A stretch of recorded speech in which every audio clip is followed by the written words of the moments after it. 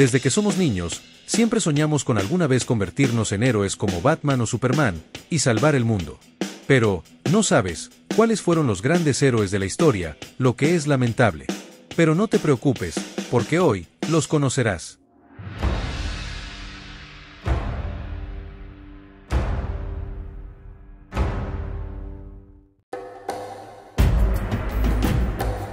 Muchos historiadores concuerdan que la existencia de Aquiles fue una invención del poeta y escritor Homero en su obra La Ilíada. Si bien Aquiles fue aparentemente un personaje ficticio, de haber existido, sería el mejor guerrero que el mundo haya visto, pues según la leyenda, ningún guerrero podía vencerlo. Homero era un aedo, es decir, un artista que cantaba y contaba las historias de manera oral a los demás. Homero contaba sobre Aquiles, que era el hijo del famoso héroe Peleo, y la diosa Tetis, quien, preocupada por una profecía sobre la heroica y corta vida que tendría su hijo, lo sumerge en una laguna mágica para otorgarle la invulnerabilidad ante cualquier mal, dejando uno de sus pies por fuera del agua, convirtiéndose su talón en su único punto débil. Según el autor Homero, Aquiles participó en la guerra de Troya y presenció la caída y destrucción de la ciudad, que fue tomada por el rey griego Agamenón, después de engañar a los troyanos e introducir en la ciudad un caballo de madera con un pelotón de soldados en su interior, haciéndole creer a los troyanos que ese caballo era un regalo de los dioses para ellos. De Aquiles se contaba que ningún hombre podía herirlo o igualarlo en fuerza y destreza. Su velocidad en el combate era incomparable, casi como si sus pies flotaran en el suelo, por lo que lo llamaron el de los pies ligeros. Algo que comprobó el mejor guerrero de Troya, el príncipe Héctor, quien se enfrentó a Aquiles, el cual lo venció con gran facilidad, y luego arrastró el cuerpo de Héctor por las calles de Troya. Si este guerrero existió o no, algo es claro: ningún hombre podía vencer a Aquiles, el de los pies ligeros.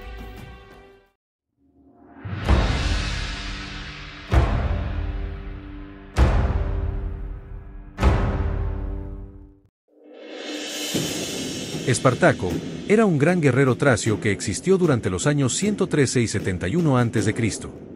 Fue capaz de hacer temblar toda una república, solo con la ayuda de muchos esclavos y campesinos. En sus inicios, Espartaco sirvió como recluta en las tropas auxiliares romanas, de las cuales luego desertó, y posteriormente, como era común en ese entonces, fue capturado y obligado a trabajar en una cantera de yeso. Al poco tiempo, fue fichado y comprado por una escuela de gladiadores, en la que años después se rebeló junto con otros compañeros y mataron a su amo para poder escapar. Así fue como comenzó la historia de este gran guerrero. Sus hazañas son muchas, como por ejemplo el famoso descenso del monte Vesubio, donde a pesar de la enorme diferencia de tropas, Espartaco ideó un brillante plan para derrotar a los 300 soldados romanos, enviados para acabar con él y su pequeña rebelión. Dicho plan consistió en descender con sus soldados por la parte más escarpada del monte Vesubio en una especie de rapel bastante rudimentario, para luego caer por sorpresa sobre el campamento romano en la parte baja del monte, algo que no esperaba el capitán romano, que subestimó la creatividad del gladiador Espartaco. Aprovechando la oscuridad de la noche, Espartaco y sus hombres asesinaron a un gran número de soldados mientras estos aún dormían. Los pocos sobrevivientes escaparon para alertar a la República Romana de la gran amenaza que significaba la rebelión de los gladiadores. Durante la rebelión de Espartaco hacia el norte de Italia, su ejército se separó, y un gran aliado de Espartaco, llamado Crixus, que con la intención de tomar Roma, decidió enfrentarse a las fuerzas del cónsul Lucio Helio, derrotando a Crixus en una sangrienta batalla. Los romanos, aprovechando esto, enviaron a otro cónsul, llamado Cornelio Léntulo, con un ejército para interceptar al gladiador en el norte, atrapando a Espartaco en un movimiento de pinza, una táctica típica de los ejércitos romanos. Subestimando las capacidades estratégicas de Espartaco, Cornelio Léntulo es derrotado en el norte, antes que el ejército de Helio rodee a Espartaco en el sur, quien se da vuelta y enfrenta a Helio, dándole una humillante derrota. Nunca en la historia un esclavo había demostrado tanto ingenio militar como el gladiador Espartaco.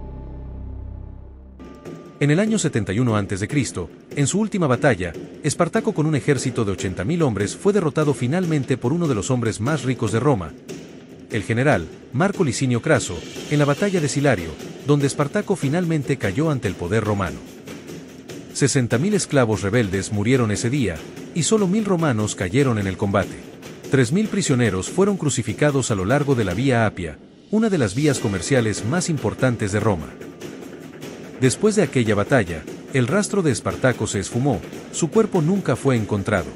Hay quienes dicen que logró escapar de la muerte, lo que sí es cierto es que el libertador de los esclavos Espartaco seguirá siendo recordado como un símbolo de resistencia a la opresión.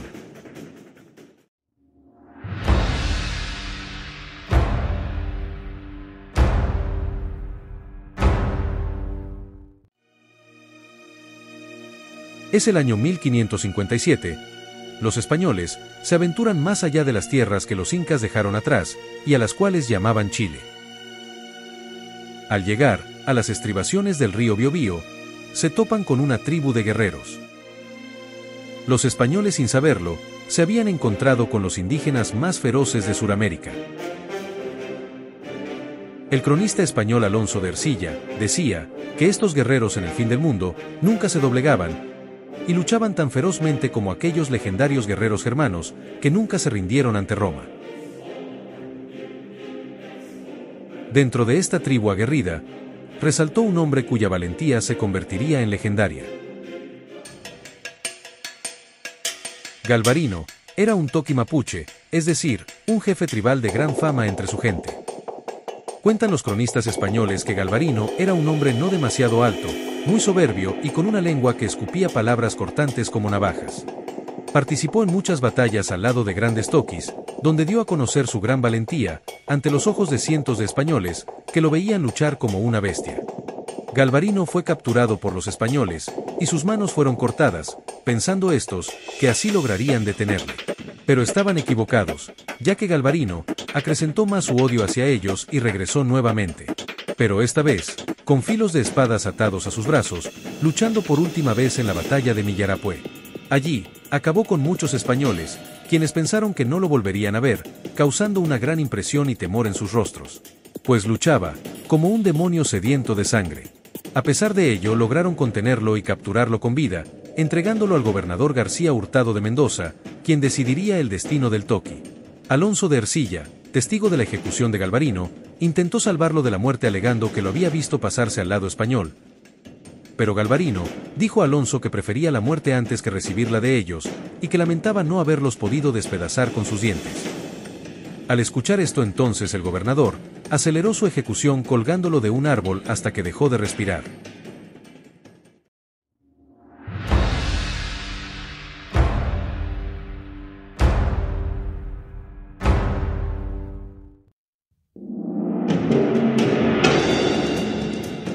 Manfred von Richthofen, más conocido como el Barón Rojo, es el aviador más famoso de la historia. Nació con un don innato para volar, sirviendo como piloto durante la Primera Guerra Mundial. Conocido también como un caballero a la hora del combate, pues dejaba ir a los aviones que estaban mal heridos. Manfred era un héroe de los alemanes y era respetado y temido por sus enemigos. Richthofen era un piloto excepcional, notable estratega y líder de escuadrón, además de ser un gran tirador. El apodo del Barón Rojo surgió porque siempre conducía un avión Albatros biplano de dos pintado de rojo, con el cual consiguió la mayoría de sus victorias. Desde sus primeros meses de servicio en la unidad de aviadores alemanes, Manfred se destacó por su agudeza visual y su innato don para manejar los aeroplanos. Sus compañeros decían que su personalidad se transformaba cuando asumía los mandos de su nave. En una batalla aérea su unidad fue responsable del derribo de 151 aviones británicos durante el mes de abril de 1917. Por ello, recibió la medalla Pour le Mérite, la máxima condecoración para un aviador alemán en esa época. En combate uno contra uno, el varón logró derribar 81 aeroplanos enemigos durante diversos combates, donde estuvo a punto de perder la vida. Con un gran precio por su cabeza, el varón voló por última vez antes de ser abatido por los británicos, la mañana del 21 de abril de 1918, cerca del río Somme, en el norte de Francia. Lo irónico es que quienes hicieron un funeral con todos los honores militares fueron sus enemigos los británicos, quienes reconocieron el honor y el coraje de un guerrero y piloto inigualable.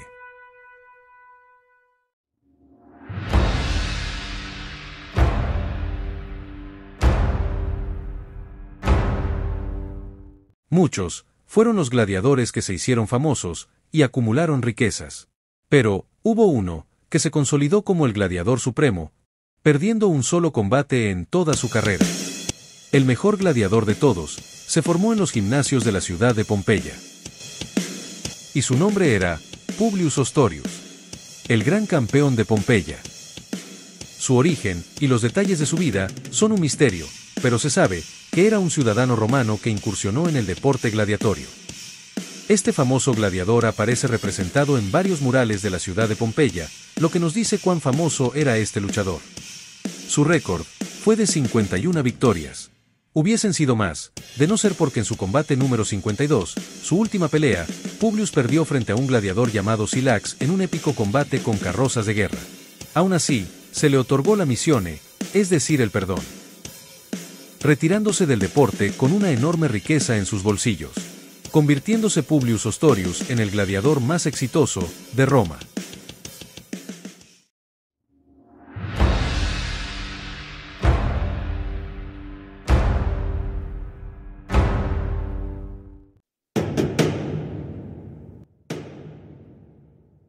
Leónidas, conocido en la historia como el héroe de las Termópilas, era un rey y militar espartano, hijo del rey Anaxándridas II.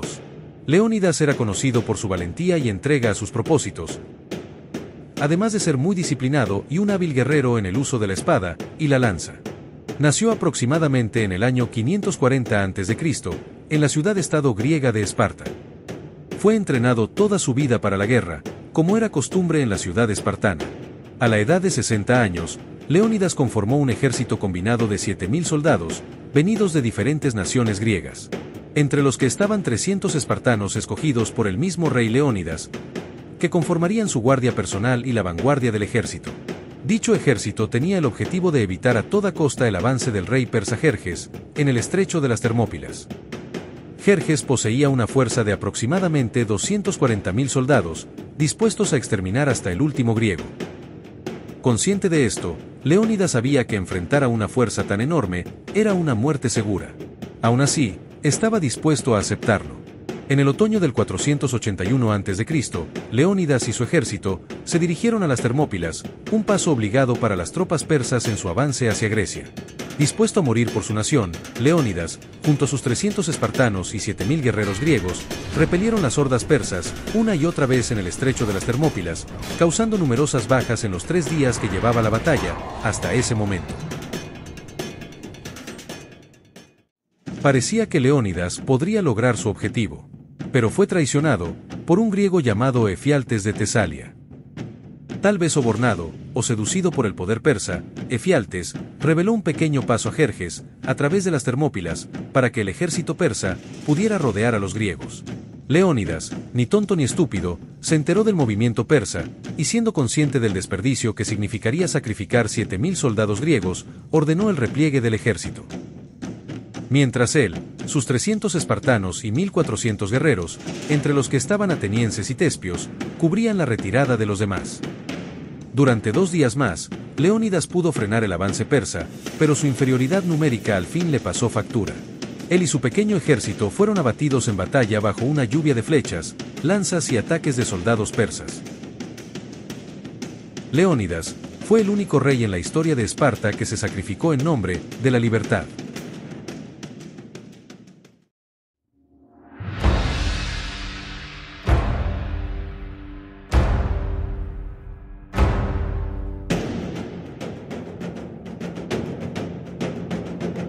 Un top sobre guerreros no estaría completo sin mencionar a uno de los más legendarios de España, pues era famoso por su valentía y arrojo en las batallas. Además de tener una fama de invencible, su vida y hazañas están escritas en uno de los poemas épicos más conocidos por los españoles, el Cantar del Mio Cid. Rodrigo Díaz de Vivar, más conocido como el Cid Campeador, fue un noble y guerrero castellano nacido alrededor del año 1043 en Vivar del Cid, cerca de Burgos, en el norte de España. Ganó fama y reconocimiento por sus habilidades en combate y liderar las batallas contra los musulmanes durante la reconquista de la península ibérica, en ese momento dominada por ellos. Ganó gran reconocimiento al demostrar una inquebrantable lealtad a la corona de Castilla y una gran pasión por su nación. Incluso su rey, Alfonso VI, llegó a manifestarle gran admiración, lo que lo convirtió en un héroe muy respetado por todos. Como todo gran guerrero español, el Cid era un fantástico esgrimista, hábil en el uso de la espada, y poseía dos de ellas muy legendarias, una llamada la Tizona, y la otra, llamada Colada, ambas hechas en la provincia de Toledo, donde se forjaba el mejor acero de Europa en aquel entonces. Espadas, que hundió en los cuerpos de los enemigos que quisieron acabar con el mejor guerrero de España. Uno de los momentos más destacados de su vida fue su destierro por parte del rey Alfonso VI. Este destierro, que ocurrió en 1081, se debió a conflictos políticos con un noble que envidiaba la fama del Cid, acusándolo de traición, aunque la verdadera razón sigue siendo objeto de debate entre los historiadores. A pesar de ser desterrado, el Cid continuó luchando por sus propios medios, convirtiéndose en un líder militar independiente. Durante su destierro, el Cid llevó a cabo una serie de campañas militares exitosas, tanto contra musulmanes como contra cristianos. Uno de sus logros más significativos fue la conquista de la ciudad de Valencia en 1094, donde estableció su propio señorío y gobernó como un monarca independiente. Posteriormente, el rey Alfonso VI le perdonó y premió por su lealtad y servicio. El Cid falleció de muerte natural en la ciudad de Valencia, España, en 1099. Pero a pesar de su muerte, su legado perduró y se convirtió en una figura emblemática en la historia de la cultura española.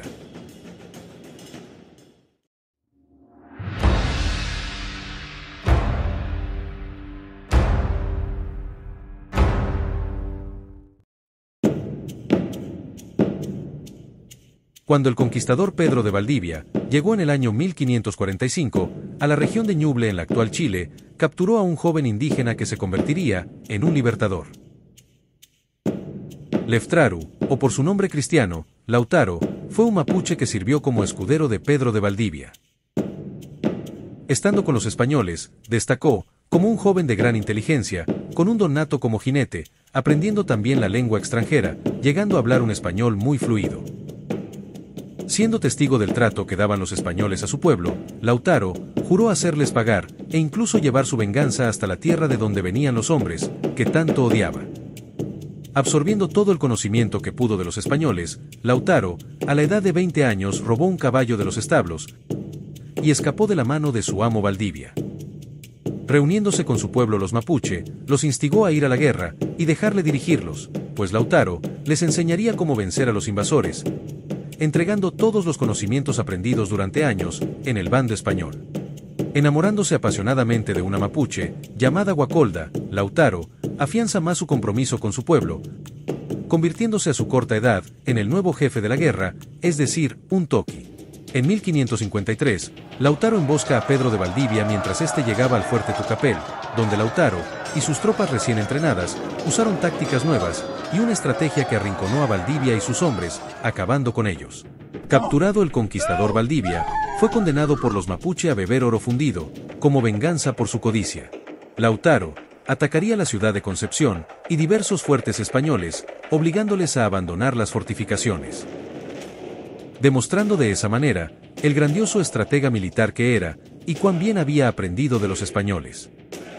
Enfrentó a diversos conquistadores los cuales no lo pudieron vencer, hasta que un enemigo oculto de Lautaro, que actuaba como aliado, lo traicionó, revelándole al gobernador Francisco de Villagra la ubicación del campamento del jefe mapuche.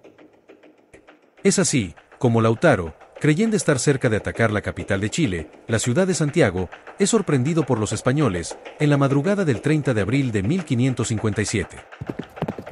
Atacando por la parte trasera el campamento de Lautaro, los españoles entraron tan rápido como un relámpago y arrasaron con todos los guerreros, que aún tenían resaca y estaban cansados, pues la noche anterior habían celebrado una victoria que nunca llegaría. Poco pudieron hacer los mapuches, que intentaron luchar y cayeron vencidos. Por último, Lautaro encaró a los españoles, que le mataron tirándole una lanza, la cual atravesó su pecho y le arrebató la vida.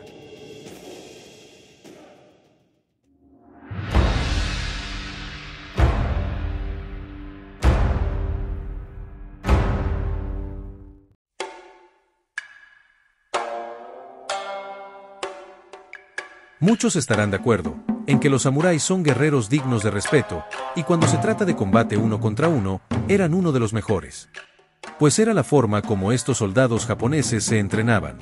En el Japón feudal, entre los años 1584 y 1645, existió un guerrero con fama de invencible. Su nombre era Miyamoto Musashi, el samurái más brillante de su época. Llegó a ser tan famoso que fue conocido en las altas esferas sociales de Japón, considerado en la cultura japonesa como un Kensei, es decir, un santo de la espada. Musashi nació en el año 1584 en el poblado de Miyamoto en la provincia de Mimasaka. A la corta edad de 7 años, Musashi quedó huérfano y fue adoptado por un tío materno. Los relatos describen a Musashi como un joven con carácter problemático, con gran fuerza de voluntad, disciplina férrea y físicamente muy desarrollado para su edad. Después de pasar algunos años estudiando las artes del guerrero, Miyamoto a sus 13 años demostró su gran habilidad en duelo, batiéndose en un combate 1 versus 1 contra un samurái experto en el uso de la espada y la lanza, llamado Arima Kihei, que además era mucho mayor en edad que Musashi y más experimentado. A pesar de que las probabilidades aparentemente favorecían a Arima, Musashi logró derrotarlo en un par de golpes. Al final del duelo, Arima terminó muriendo lentamente vomitando sangre. Este duelo no hubiera sido importante, si no es porque Musashi venció al experimentado samurái con solo una espada de madera. Miyamoto Musashi nunca mostró interés en unirse a un clan, servir a un señor o adquirir fama. A diferencia del resto de samuráis, Miyamoto llevaba una vida de ronin, que eran samuráis sin señor, más vistos como vagabundos que como guerreros. Toda su vida la dedicó al estudio del Kenjutsu y al desarrollo de un sinnúmero de técnicas que quedaron consignadas en su libro Los 5 Anillos, donde escribió todo lo que aprendió en el transcurso de su vida. Miyamoto llegó a tener 60 duelos entre los 17 y 30 años, de los cuales algunos ganó, solo con una espada de madera. Cabe decir que los duelos entre samuráis eran a muerte, solo uno salía con vida. Otro duelo que elevó más la fama de Miyamoto fue cuando se enfrentó a Sasaki Kojiro, un samurái con fama de imbatible. Al igual que en su primer duelo, Musashi decidió vencer a Sasaki con una espada de madera de 90 centímetros, la cual había tallado él mismo de un remo del barco que lo transportaba. A la hora de batirse con Sasaki, Musashi no demoró mucho en vencerlo. Después de esquivar el primer movimiento de Sasaki, Miyamoto con un solo golpe en la cabeza lo mató. Algo que dejó atónito a los espectadores que presenciaban el encuentro. Miyamoto pasó sus últimos días escribiendo todo lo que había aprendido en el transcurso de su vida, y como era de esperarse de un hombre como él, murió solo, sin hijos y sin familia. Su nombre hoy en día en Japón es símbolo de respeto y conocimiento, un hombre que dejó un legado para que las generaciones futuras conocieran el verdadero camino del guerrero.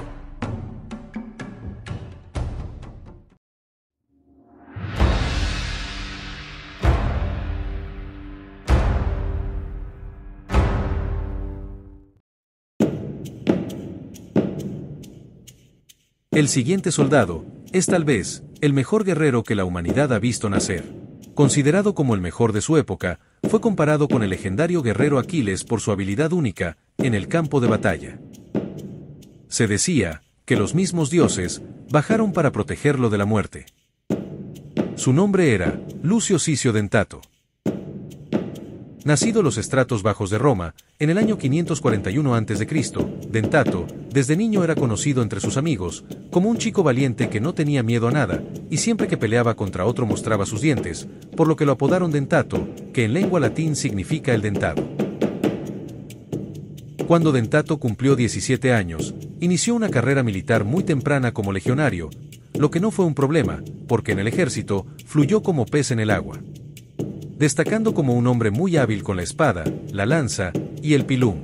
Además, desarrolló una gran inteligencia kinestésica, que le otorgó la agilidad y soltura suficiente en el combate, impresionando a muchos compañeros y oficiales en el ejército, por lo que fue llamado Dentato, el Aquiles romano. Se cuenta que Dentato participó en 120 batallas durante toda su vida de servicio, donde acabó con la vida de 300 enemigos, en combate 1 versus 1, lo que demuestra el tipo de guerrero que era. Pero, aunque era un soldado muy hábil, no se escapó de ser herido en al menos 45 ocasiones, lo que le dejaría cicatrices en la parte frontal de su cuerpo, pues dar la espalda y salir corriendo no era una opción para el Aquiles romano. Según las fuentes de su historia, Dentato recibió entre 170 a 200 condecoraciones. La más importante de ellas, la corona obsidional, la cual se le entregaba a los soldados que salvaban a un ejército completo del peligro, y por tal motivo se le hizo un desfile en las calles de Roma, convirtiéndose en el único plebeyo romano en tener semejante honor. Cabe decir que esta condecoración solo se entregó 9 veces en toda la historia de Roma. Después de haber servido durante muchos años en el ejército romano, Dentato fue pensionado y se le concedió el cargo de tribuno de la plebe a sus 61 años. Pero su experiencia militar jamás lo prepararía para el territorio más peligroso de todos, la política. Algo que Dentato pronto comprobaría. Ejerciendo su función como tribuno, Dentato tuvo que lidiar con los conflictos entre las clases altas conocidas como los patricios, que habían apretado a la plebe romana con impuestos injustos. Como tribuno, Dentato defendería los intereses de los pobres, lo que no agradó nada a los patricios que lo veían como alguien peligroso y un posible enemigo poderoso en el futuro. Los patricios, decididos a sacar del camino a Dentato, contrataron 25 sicarios y los enviaron a acabar con la vida del veterano soldado.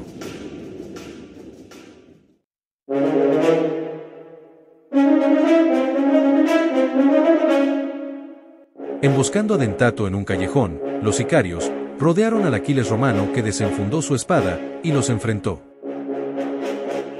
Con mucho placer, Dentato les dio a conocer el filo de su bella espada, la cual los destajaba como carnicero en día festivo. Aniquilando a 15 de los sicarios y dejando heridos a los demás, Dentato vendió cara su vida antes de caer muerto por las graves heridas en su cuerpo, demostrando que aunque era un hombre viejo, aún seguía siendo un feroz león y que aún podía plantarle cara a cualquiera, sin importar quién fuera. Si te gustó este video, déjame un like, un comentario y suscríbete a mi canal para más contenido. Hasta luego, mi compa.